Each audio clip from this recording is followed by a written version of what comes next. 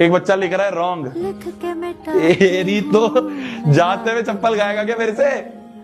जाते हुए चप्पल खाएगा क्या? कौन सा सवाल करवा रहा हो यहाँ पे जो तू रॉन्ग लिख रहा है? अब लिखो तुम रॉन्ग, लेग, और क्या लिखते हो तुम? और क्या लिखते हो तुम? ब्रेक। अभी से ब्रेक चाहिए तुम्हें? अरे यार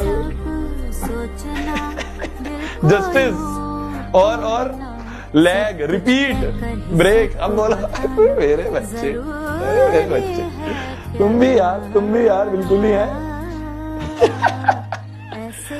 अरे मेरे बच्चे। ठीक है मेरी जान, 5 निकालने हैं मेरी जान। ठीक है मेरी जान, ठीक है मेरी जान। अब क्या करना है मेरी जान?